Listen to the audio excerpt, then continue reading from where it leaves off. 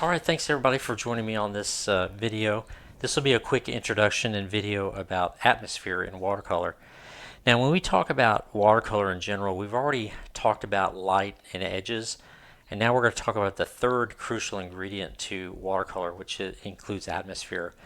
Just as a small review, I feel like these three crucial ingredients that we have in watercolor really will make watercolors works of art. And so we did have a nice video on light and the power of light and shadow.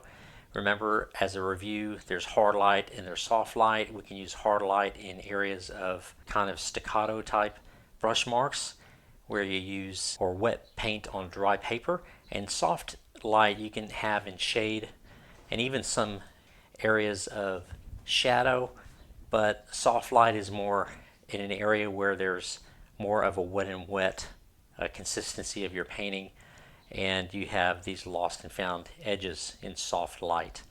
Now with edges, these all kind of work together to form and create a winning watercolor. So in edges, we really have to think about consistency of paint to water ratio and the stages of the drying times of the paper and how the paint interacts with the paper at those different stages. To break it down simply, we have a wet and wet technique and we have a wet on dry technique. Of course, there are areas in between your stages of drying where you go from wet to a moist to a damp stage and then a dry stage. Now let's talk a little bit more about atmosphere. This is a crucial ingredient, especially in like landscape painting or paintings where you want to have different feelings of mood and different atmospheres in your painting.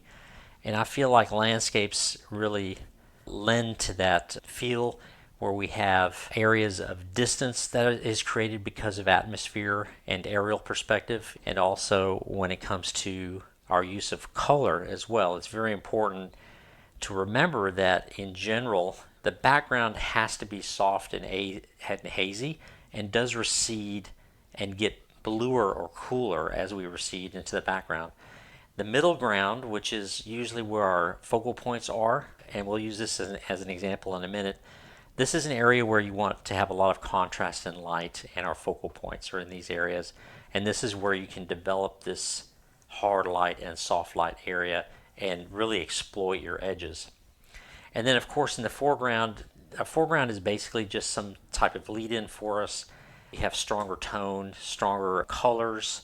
Typically you have warmer colors as you come more forward. So in the foreground a lot of times there's warmer colors, although you can have cool shade and shadow if you have a shadow coming across your foreground as a lead-in. But these are just general concepts. Remember, in the background too, you want your larger shapes very flat and not to have a lot of tonal variation. It needs to be very cool, and it needs to be in an area when we talked about our edges, where, remember when we did our graduated wash, it needs to be in an area where you have much more water to paint ratio in order to get that hazy effect, and we have to create this in a wet and wet environment. Now when we talk about backgrounds, we'll use this as an example. Of course, I always look at landscapes in a few ways. One way is looking at the sky and the earth as two major shapes. So we have the sky as one major shape, and we have the earth, which is all right here, which includes your background, 1 and 2 in this case, your midground and your foreground, all as part of the earth.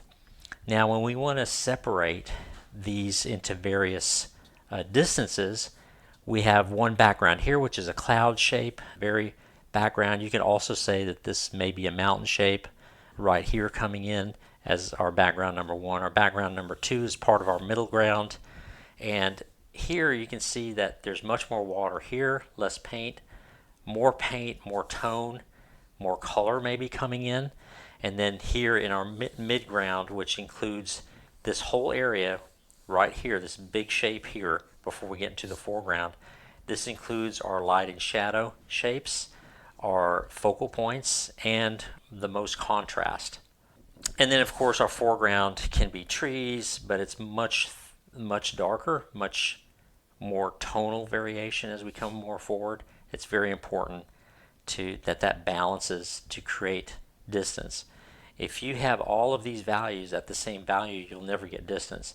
So you have to have that in your paintings. Let's look at some examples. Here's what was one example that we did for one of the WSST videos, where this was a small island and we have our sky and our earth, of course. This, of course, is water. And then we have our background mountain ranges. These are further back than these mountain ranges here. So we push this by creating more atmosphere, less paint, more blue maybe, and more wet and wet technique. There is still a hard edge here that tells you that this is a background mountain. Our midground, which is going to be our focal point, which does include our light and shadow. It includes darker trees in this area. And then our foreground is basically our reflective element coming in. Let's look at another example. This is one we also did for the WSST. And again, background mountains and trees are much bluer, and they're also much lighter in paint consistency, and they're much more wet and wet. You can see that here. As we come to our middle ground, which is in here where there's a big fog bank, we washed most of this out. That's how you create fog, with a wet and wet technique. And then of course our foreground are these trees coming in, which includes much deeper tone, more color, and a differentiation from soft edges to a hard edge. I'm going to look at some paintings here just to show you as an example. And you can see where I'm going with this. I'm always breaking things down into large shapes such as the sky and earth. So here's the sky. The earth includes all of these structures, including the mountains.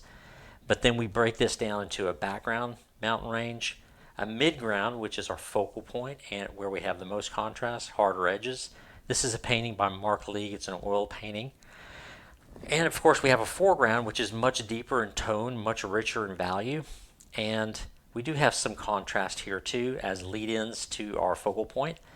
But with that said, we still have a breakdown of our background, our midground, and our foreground. This is very important, especially when we're trying to create atmosphere. This is a painting from Jean-Francois, where again we have a lot of deeper value and tone here as we come into the foreground. There is a lot of light. Of course, our midground is going to be the bridge with the people. The most contrast here and focal point really is this light and shadow beneath the bridge. And then of course we have our background element. This could be background 1 back here, which is the distant mountain range, and this could be background 2. Again, this is much lighter in paint consistency than our foreground here. So we definitely have a differentiation, and we have depth in this painting as well. Let's look at another example by the famous Herman Pekel. Again, he has the sky, the earth, which includes the mountain. We have a background mountain. This is our background. This is our midground, where our mountain, this mountain here is part of our midground, where we have the most contrast. So he's creating a lot of contrast with this mountain and the light, and these larger shapes and the light. So wherever, again, you have harder edges here and harder contrast, that is usually going to be your focal point. And of course we have a lead-in with this road, and we have a dark shadow here as a lead-in as well. That's going to be our foreground. As things come more forward, they definitely do get more contrasted. You could argue that the tonal value of this secondary mountain here, not the background mountain, but this mountain here as part of our midground, is all the same value, and it's very close, although there is some disruption of edges here where you have softer edges and less value. So this does push the mountain back a bit. This is another one by Joseph Bukvich. Very good example of atmospheric effect in watercolor. So here we have our sky, and here we have our earth, which includes the water and the structures here. This is in Venice, obviously. Now, our contrast is right here in the midground where the boats are. This is very obvious. We have this light to dark, a lot of contrast, a lot of sharp edges. Here in our background, this could be considered our background, even though it looks fairly close. It's in the same lagoon, but this is much cooler. It does have warm elements and some contrast, but it's pushed back by making it more hazy and more wet and wet edges. the edges are not as sharp. The only thing that's sharp is hitting the sky here, our vertical elements. This is pretty sharp, but for the most part, these structures back here are going to be pushed back because of their paint to water ratio, which is a lot less than here. And this is in our midground where our focal points are. There's much more contrast and many more harder edges there. And of course, in our foreground, we have nice light coming in here with the water reflective element. So this is more of just a lead in, but see, look at the value here. The value is much, much stronger. It's almost the strongest on this boat here. So you could argue that the contrast between the foreground reflection and the boat, which is part of our midground or focal points, is going to be our focal point because it has the most contrast.